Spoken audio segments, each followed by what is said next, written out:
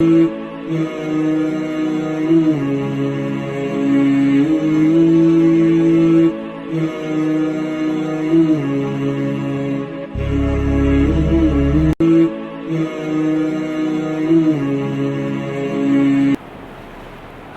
ذی وقار،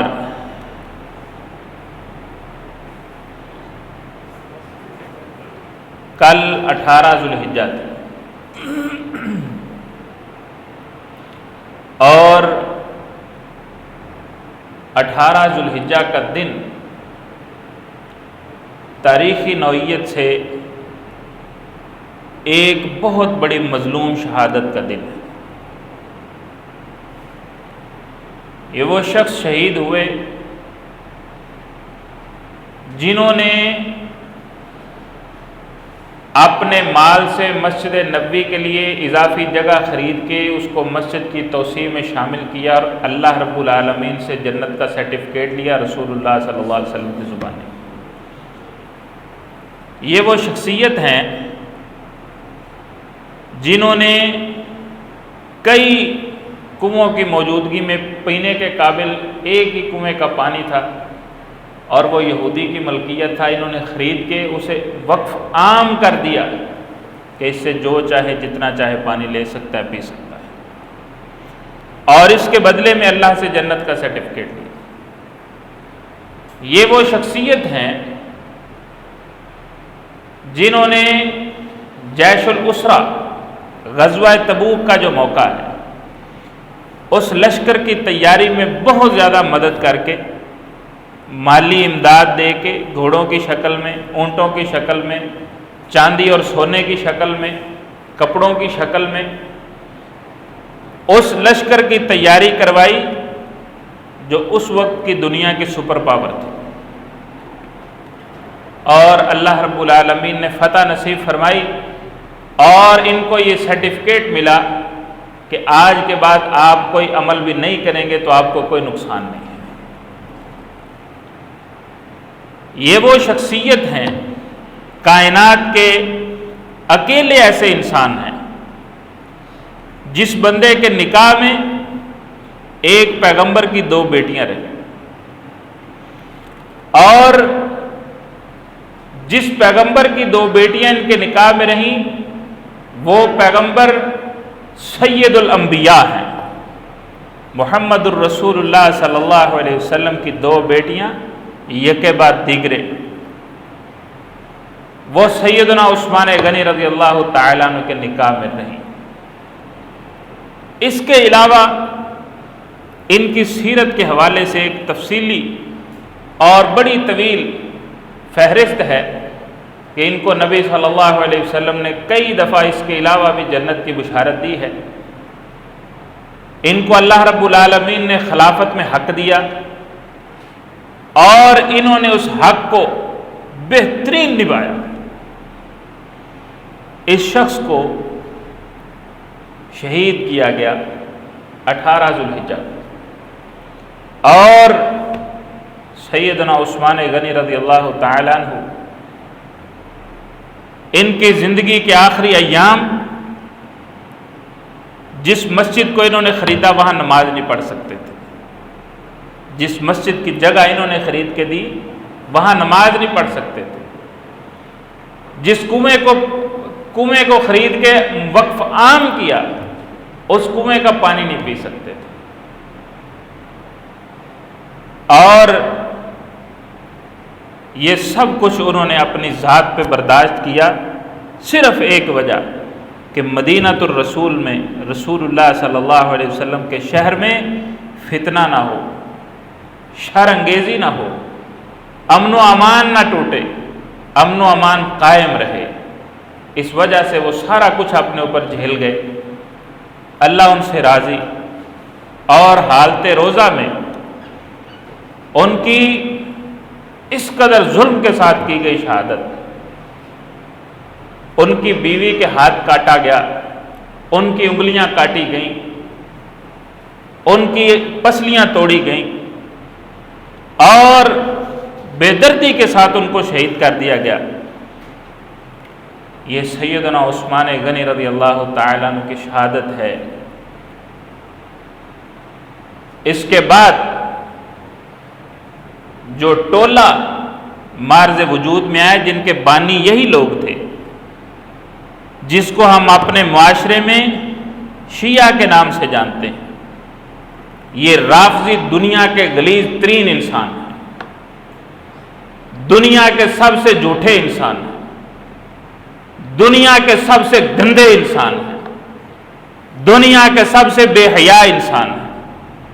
ان کی آنکھوں میں نہ اصحاب رسول کے لیے شرم و حیا ہے، ان کے دلوں میں نہ رسول اللہ صلی اللہ علیہ وسلم کی ازواج کا، امہات المومنین کا احترام ہے، نہ ان کے دلوں میں رسول اللہ صلی اللہ علیہ وسلم کی بیٹیوں کی وفا ہے، نہ ان کے دلوں میں اہل بیت کی محبت ہے.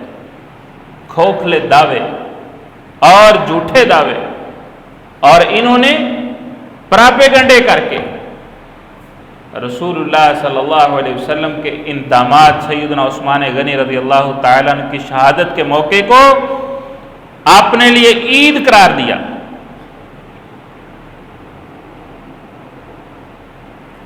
تین سو 51 ہجری معز الدولہ اس نے یہ اعلان کیا کہ ہم 18 ذوالحجہ کو عید منائیں گے، اور اس عید کا نام انہوں نے عید غدیر رکھا ہے.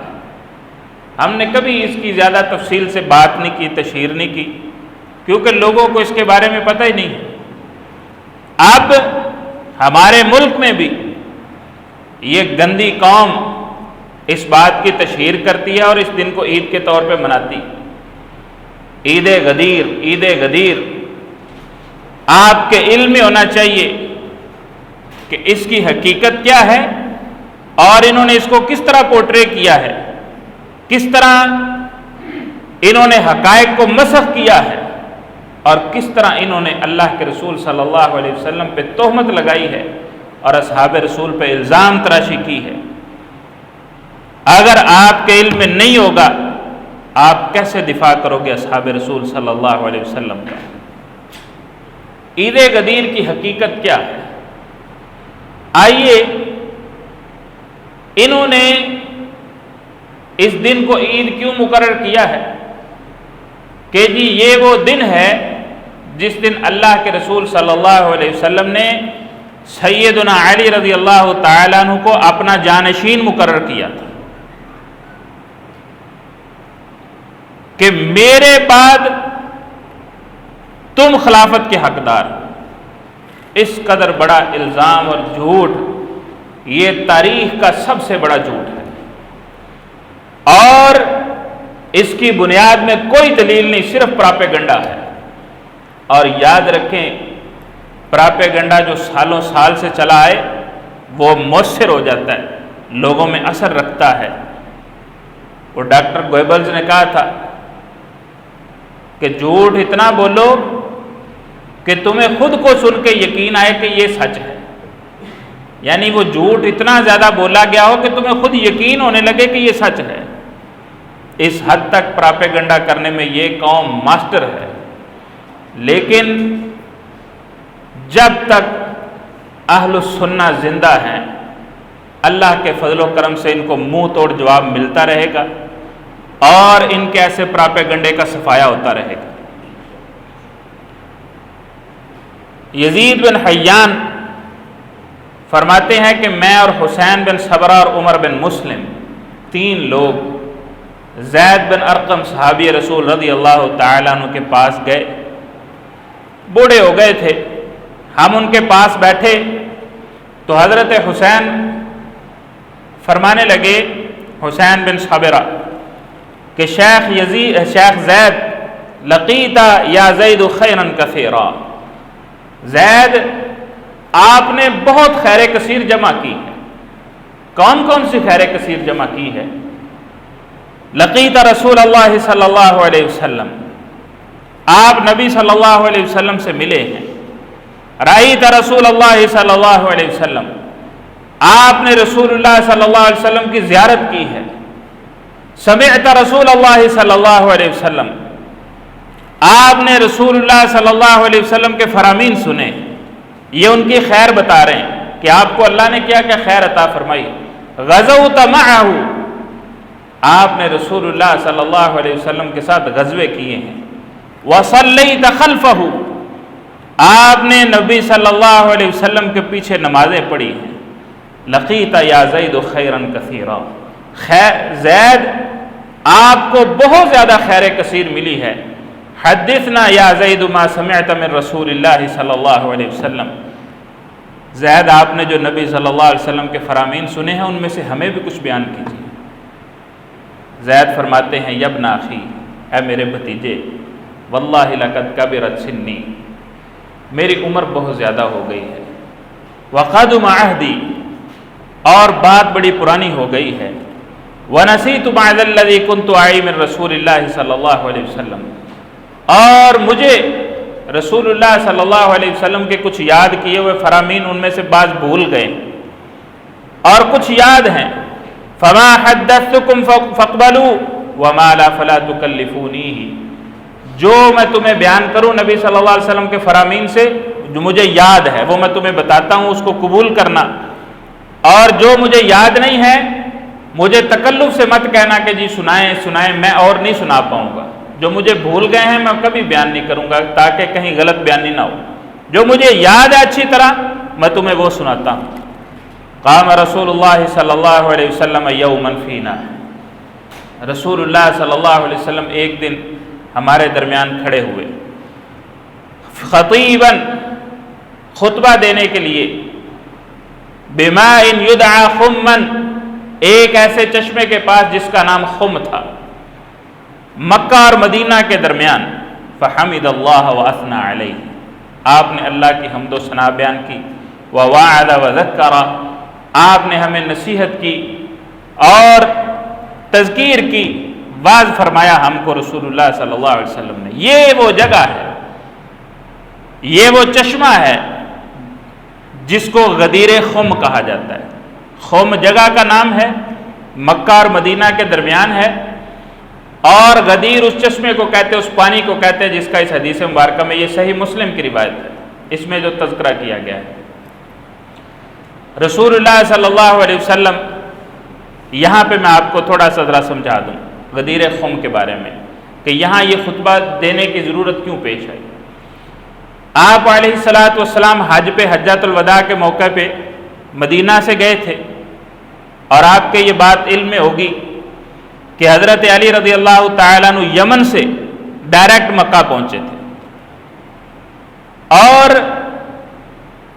یہ کسی غزوے سے لوٹے تھے، نبی صلی اللہ علیہ وسلم کی قربانی کے اونٹ بھی ان کے ساتھ تھے، یہ وہاں سے ہی لے کے آئے۔ تو ان کے بارے میں ان کے جو رفقا تھے انہوں نے کوئی نبی صلی اللہ علیہ وسلم کو شکوہ شکایت کیا، حج کے سفر سے واپسی پہ، مکہ سے مدینہ واپسی پہ نبی صلی اللہ علیہ وسلم کے ساتھ کوئی شکوہ شکایت کیا کہ جی آپ نے ان کو امیر بنا کے بھیجا تھا، یہ ان کے بارے میں شکایت ہے۔ وہ شکایت، وہ اعتراض، وہ قابل قبول نہیں تھا، اسی لیے نبی صلی اللہ علیہ وسلم نے یہاں پہ خطبہ ارشاد فرمایا اور حضرت علی رضی اللہ تعالیٰ عنہ کی حمایت فرمائی۔ آپ علیہ الصلوۃ والسلام کو ہم دنیا کا سب سے بڑا جج مانتے ہیں، ہمارا ایمان ہے کہ اگر اس شکایت پہ رسول اللہ صلی اللہ علیہ وسلم نے کوئی ایکشن نہیں لیا بلکہ شکایت کرنے والوں پہ آپ ناراض ہوئے ہیں تو یقیناً حضرت علی رضی اللہ تعالیٰ عنہ اس شکوے شکایت سے برز ذمہ ہے، ان کے بارے میں ان کا وہ شکوہ بنتا ہی نہیں تھا۔ بہرحال رسول اللہ صلی اللہ علیہ وسلم نے یہاں پہ خطبہ ارشاد فرمایا، یہ غدیر خم، خم جگہ کا نام ہے، غدیر چشمے کا نام ہے۔ اس چشمے میں یہ خطبے کی مناسبت سے اس کو یہ عید غدیر کا نام دیتے ہیں، یہ مکہ اور مدینہ کے درمیان جگہ ہے۔ آپ علیہ الصلوۃ والسلام نے خطبہ دینے کے بعد فرمایا، الا خبردار ایھا الناس، اے لوگو، انما انا بشر، بے شک میں ایک انسان ہوں، یوشک ان یأتی رسول ربی فاجیب، قریب ہے کہ میرے رب کی طرف سے پیغام لانے والا میری جان کی واپسی کی پیغام لے کے آئے اور میں اس کی آواز پہ لبیک کہوں اور اپنے رب سے جا ملوں۔ میری زندگی ختم ہو جائے، میں اس دنیا سے رخصت ہو جاؤں، قریب ہے کہ میرے رب کا قاصد میرے پاس آئے اور میں اس کی آواز پہ لبیک کہوں، وَأَنَا تَارِكٌ فِيكُمْ ثَقَلَيْنِ، میں تم میں دو بہت بڑی چیزیں چھوڑ کے جا رہا ہوں، تم میں دو بہت بڑی چیزیں چھوڑ کے جا رہا ہوں۔ اولہما کتاب اللہ، ان میں سب سے پہلی چیز اللہ کی کتاب ہے، فیہ الہدی والنور، اس میں ہدایت بھی ہے اور تمہارے روشنی اور رہنمائی بھی ہے۔ فخذوا بکتاب اللہ، اللہ کی کتاب کو پکڑ لینا، واستمسکوا بہ، اور اس کے ساتھ چمٹ جانا۔ اگر تم گمراہی سے بچنا چاہتے ہو تو اللہ کی کتاب کو لازم پکڑ لینا۔ فحث علی کتاب اللہ ورغب فیہ، زید بن ارقم رضی اللہ تعالیٰ عنہ کہتے ہیں آپ نے اللہ رب العالمین کی کتاب کے بارے میں رغبت دلائی، لوگوں کو اس بات پہ ابھارا کہ اللہ کی کتاب کا احترام کرنا، اس کو پڑھنا، اس سے ہدایت حاصل کرنا، رہنمائی لینا، اپنی زندگیوں کو اس کے مطابق گزارنا۔ آپ علیہ السلام نے بڑی نصیحت فرمائی۔ دوسری چیز فرمایا وہ اہل بیتی، میرے گھر والے، اہل بیت، یہ دو چیزیں تم میں چھوڑ کے جا رہا ہوں، بڑی وزنی ہیں، ایک اللہ کی کتاب، دوسرا میری فیملی، اہل بیت۔ اذکرکم اللہ فی اہل بیتی، میں تمہیں اللہ کا نام لے کے نصیحت کرتا ہوں میرے اہل بیت کے بارے میں اللہ سے ڈرتے رہنا۔ اذکرکم اللہ فی اہل بیتی، اذکرکم اللہ فی اہل بیتی۔ آپ علیہ السلام نے یہ باتیں ارشاد فرمائیں، اس میں کہیں پہ بھی کوئی اشارہ ہے کہ حضرت علی رضی اللہ تعالیٰ عنہ کو آپ نے وصی مقرر کیا؟ یہ حدیث مبارکہ کے الفاظ میں بالکل آپ کو پڑھ کے سنا رہا ہوں، یہ صحیح مسلم کی روایت ہے، حدیث نمبر 2408۔ کوئی اس میں اشارہ نہیں، اور آپ نے ان کی شکایت کے حوالے سے یہ بات ارشاد فرمائی تھی، یہ دوسری روایت میں آتا من کنت مولاہ فعلی مولاہ، جس کا میں دوست ہوں اس کا علی بھی دوست ہے، جو سپرداری میری ہے وہ علی کی بھی ہے، اور اگر علی نے ایسا کیا ہے جیسا تم کہہ رہے ہو تو یہ سمجھو کہ میں نے کیا ہے۔ اب اس میں کوئی ایسی وصیت والی بات نہیں ہے، کوئی خلیفہ نامزد کرنے والی بات نہیں ہے، انہوں نے مولا سے اللہ بنا دیا ان کو، کہ اگر مولا کہا ہے تو پھر اللہ ہیں، وہ مشکل کشا بنا دیا۔ یہ اہل بیت کی محبت میں غلو ہے، یہ شرک ہے۔ موٹر سائیکلوں پہ گاڑیوں پہ لکھا ہوتا ہے یا علی مدد، یا حسین مدد، نظر اللہ نیاز حسین، یہ سارے شرکیہ کلمات ہیں۔ اہل بیت سے محبت اگر کسی نے کی ہے تو وہ اصحاب رسول نے کی ہے۔ اصحاب رسول کے بعد اگر اہل بیت سے کوئی سب سے بڑا دنیا میں محب ہے تو وہ اہل السنہ والجماعہ ہے۔ اہل السنہ سے بڑھ کے کوئی صحابی اہل بیت کا محب نہیں ہے۔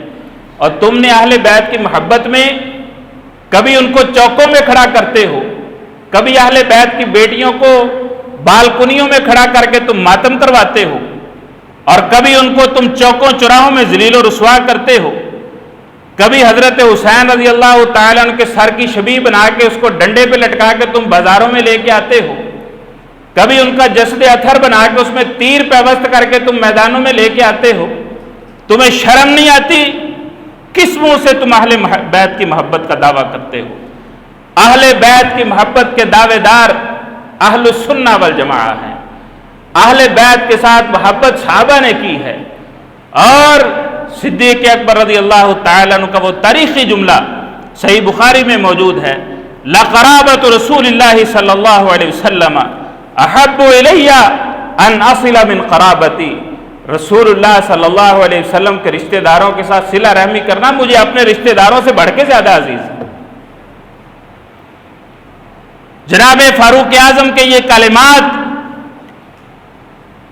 اپنے سر کے بال پکڑ کے اپنے بیٹے کو بتایا عبداللہ کو کہ یہ جو ہمارے سروں پہ عزت ہے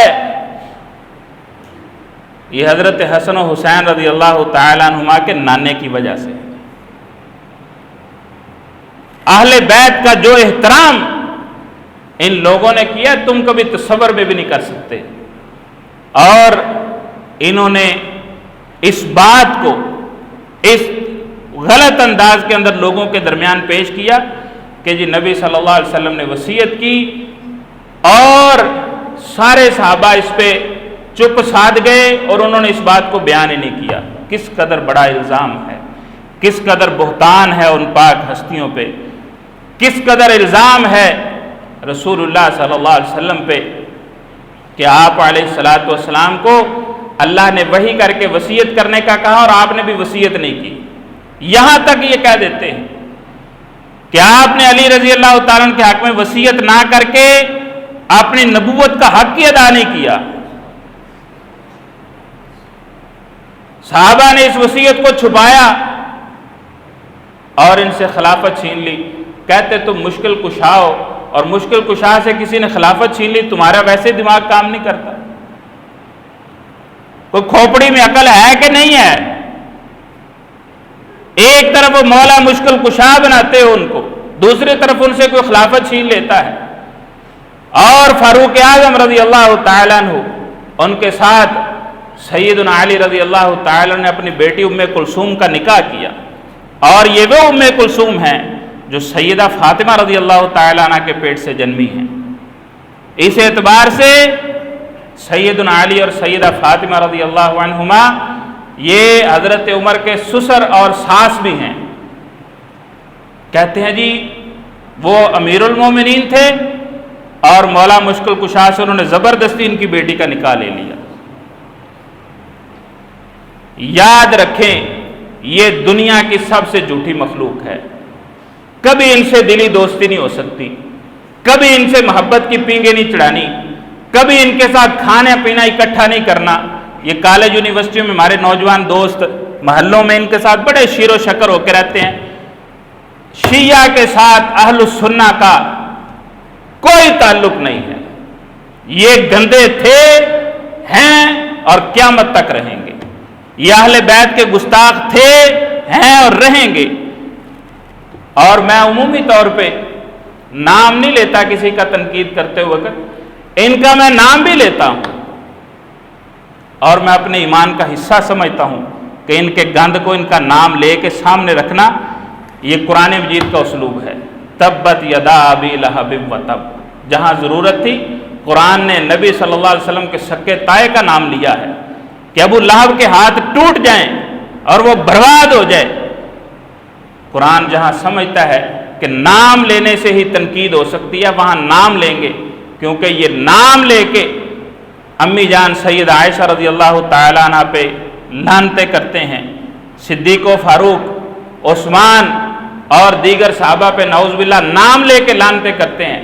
ہم ان کا گند بیان کرتے ان کا نام کیوں نہ لیں؟ ضرور لیں گے، ہم ضرور بتائیں گے۔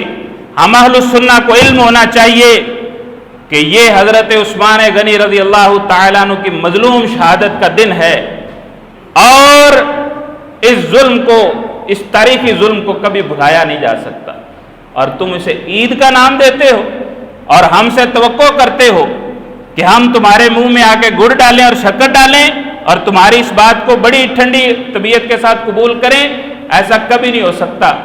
رسول اللہ صلی اللہ علیہ وسلم کا دفاع کرنا، آپ کی عزت کا دفاع کرنا، آپ کی نبوت کے میسج کا دفاع کرنا، یہ ہمارے ایمان کا حصہ ہے۔ صحابہ کی عزت کا دفاع کرنا ہمارے ایمان کا حصہ ہے، اور ہمارا یہ ایمان ہے کہ جس شخص کے دل میں حضرت علی رضی اللہ تعالیٰ عنہ اور اہل بیت سارے کے سارے ان کی محبت نہیں ہے، وہ دل منافق کا دل ہے، وہ مسلمان کا دل نہیں ہے۔ اور جس دل میں ان کی محبت ہے وہ دل مومن کا دل ہے، اور اس کے اندر محبت ہونی ہی ہونی ہے۔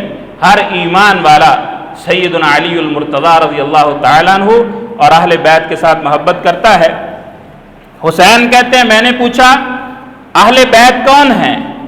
الیس نساؤہ من اہل بیتی، آپ نے فرمایا نا میرے اہل بیت کا خیال رکھنا، آپ کی بیویاں اہل بیت نہیں ہیں؟ کہنے لگا نساؤہ من اہل بیتہ، آپ کی بیویاں آپ کے اہل بیت سے ہیں، لیکن آپ کے علاوہ اہل بیت وہ ہیں من حرم الصدقہ بعدہ، جن پہ آپ علیہ الصلاۃ والسلام کے بعد صدقہ زکوٰۃ حرام ہے۔ صدقے سے مراد یہاں زکوٰۃ ہے، جن پہ صدقہ زکوٰۃ حرام ہے۔ پوچھا کون ہے وہ؟ کہا ہم آل علی و آل عقیل و آل جعفر و آل عباس، یہ سارے آل علی، ان پہ زکوٰۃ حرام ہے، یہ اہل بیت ہیں۔ آل عقیل یہ حضرت علی کے بھائی ہیں، ان کی آل اولاد، ان سب پہ بھی زکوٰۃ حرام ہے۔ آل جعفر یہ بھی حضرت علی رضی اللہ تعالیٰ عنہ کے بھائی ہیں، ان کی آل پہ بھی صدقہ و زکوٰۃ حرام ہے۔ آل عباس ان کی آل پہ بھی صدقہ و زکوٰۃ حرام ہے۔ کہنے لگے یہ سارے کے سارے اہل بیت ہیں، اور رسول اللہ صلی اللہ علیہ وسلم نے فرمایا اہل بیت کا خیال رکھنا۔ ایک روایت میں آتا ہے سیدہ عائشہ رضی اللہ تعالیٰ عنہ ام المومنین امی جان بیان کرتی ہیں کہ رسول اللہ صلی اللہ علیہ وسلم نے ایک دفعہ فرمایا کہ میں تمہارے بارے میں فکر مند رہتا ہوں کہ میرے بعد تمہارا کیا ہوگا۔ کیوں؟ کیونکہ عام شخص کی بیوہ کے ساتھ نکاح ہو سکتا ہے، رسول اللہ صلی اللہ علیہ وسلم کے ازواج کے ساتھ نکاح نہیں ہو سکتا۔ فرمایا میں آپ کے بارے میں پریشان رہتا ہوں کہ میرے بعد آپ کا کیا ہوگا، اور یاد رکھنا تمہارا خیال وہی رکھے گا جو صبر کرنے والا ہوگا۔ عبد الرحمن بن عوف رضی اللہ تعالیٰ عنہ نے ایک بہت بڑا باغ خریدا اور اس کو پھر بیچ کے 40,000 دینار، آج کے دور میں یہ کروڑوں کی مالیت ہے، کروڑوں کی مالیت ہے۔ اس دور میں 40,000 دینار کی وہ جگہ بیچ کے، وہ باغ بیچ کے، انہوں نے نبی صلی اللہ علیہ وسلم کے اہل بیت پہ وہ پیسے خرچ کیے، انہوں نے امہات المومنین پہ وہ پیسے خرچ کیے، اور آپ علیہ الصلوۃ والسلام کی ہر بیوی کو ان کا حصہ ان کے گھر میں پہنچایا کہ نبی صلی اللہ علیہ وسلم کا فرمان ہے کہ اہل بیت کا خیال رکھا جائے۔ میں چاہتا ہوں کہ میں ان لوگوں میں شامل ہوں جنہوں نے اہل بیت کا خیال رکھا ہے۔ اور سید عائشہ رضی اللہ تعالیٰ عنہ نے گواہی دی ان کے بیٹے عبد الرحمن بن عوف کے بیٹے ابو سلمہ کو، کہنے لگے تیرا باپ صادق اور بار تھا، انتہائی سچا اور نیک انسان تھا، جن کے بارے میں نبی صلی اللہ علیہ وسلم نے کہا تھا کہ اہل بیت کا خیال صبر کرنے والے رکھیں گے، وہ ان میں شامل تھے۔ اللہ تیرے باپ کو جنت کے سلسبیل چشمے سے پانی پلائے۔ یہ گواہیاں موجود ہیں ان کے بارے میں کہ ان صحابہ کرام نے اہل بیت کا کس طرح خیال رکھا۔ آج میرا ایمان ہے جس شخص کا دل اہل بیت کی محبت سے خالی ہے، وہ دل یوں سمجھے کہ ایمان سے خالی ہے، وہ دل بنجر ہے، اور جس دل کے اندر ان کی محبت شامل ہے وہ دل آباد ہے، وہ ایمان والا دل ہے۔ اللہ رب العالمین ہمیں اہل بیت کی تعظیم کرنے کی، ان کی محبت کو سمجھنے کی، اور ان سے محبت کرنے کا جو حق ہے اسے ادا کرنے کی اللہ توفیق عطا فرمائے۔ لیکن یہ جو چوڑے چمار ہے نا، نہ نماز نہ روزہ نہ کوئی دین کا پتہ نہ دنیا کا، ٹال پہنے ہوئے اور کڑے پہنے ہوئے بکواس کرتے ہیں، منہ میں پان ہے کہ ہم جی سید ہوتے ہیں، ہم آل رسول ہیں، ہم ان کو آل رسول کو نہیں مانتے۔ یہ قرآن کا اسلوب ہے۔ سیدنا نوح علیہ السلام کا سگا بیٹا پانی کے اندر غرق ہو رہا ہے، کہا اللہ یہ میری فیملی ہے، کہا تیری فیملی نہیں ہے، اس کے عمل اچھے نہیں ہیں۔ جس بندے کو ایمان کا نہیں پتا، جس کو کلمے کا نہیں پتا، جس کو نماز کا نہیں پتا، جس کو پاکی پلیتی کا نہیں پتا، جس کو انسانیت کا نہیں پتا، اور وہ کہے میں سید ہوں اور میری تم تعظیم کرو، یہ ہم سے نہیں ہو سکتی۔ جو سید ہے اللہ کا فرما بردار ہے، اللہ کے رسول صلی اللہ علیہ وسلم کا تابع دار ہے، وہ ہمارے ماتھے کا جھومر ہے، وہ ہماری آنکھوں کا سرما ہے، وہ ہماری آنکھوں کا نور ہے، ہمارے سار آنکھوں پہ ہم اس کی محبت آج بھی کرنا اپنے ایمان کا حصہ سمجھتے ہیں۔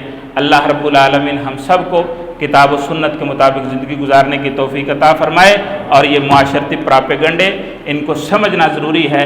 عید غدیر کے نام پہ کوئی عید اسلام میں نہیں ہے۔ یہ 351 ہجری میں معز الدولہ نے ایک عید کے نام پہ درفنتنی چھوڑی، اور انہوں نے پھر یہ تہوار منانا شروع کیا۔ یہ سیدنا عثمان غنی رضی اللہ تعالیٰ عنہ کی مظلوم شہادت کا دن ہے، اور یہ لوگ اس دن کو جھوٹی عید بنا کے، عید کے طور پہ منا کے یہ شو کرتے ہیں کہ حضرت عثمان غنی رضی اللہ تعالیٰ عنہ کی شہادت کی ہم کو بڑی خوشی ہے۔ اللہ کی قسم ہمیں اس شہادت کی تکلیف ہے، اور ہم اس تکلیف کو قیامت تک محسوس کرتے رہیں گے۔ اللہ رب العالمین ان کی شہادت کو قبول فرمایا ہے، اور اللہ رب العالمین نے ان کو جنتوں میں گھر دیے ہیں۔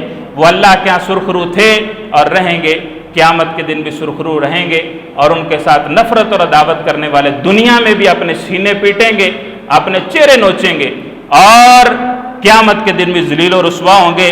اور جو لوگ صحابہ کے بغض پہ مریں گے جہنم واصل ہوں گے، کبھی ان کو جنت کی ہوا بھی نصیب نہیں ہو سکتی۔ یہ ہمارا ایمان ہے۔ اللہ رب العالمین ہمیں کتاب و سنت کا پابند بنائے۔ اللہ رب العالمین ہمیں کتاب و سنت کے مطابق زندگی گزارنے کی توفیق عطا فرمائے۔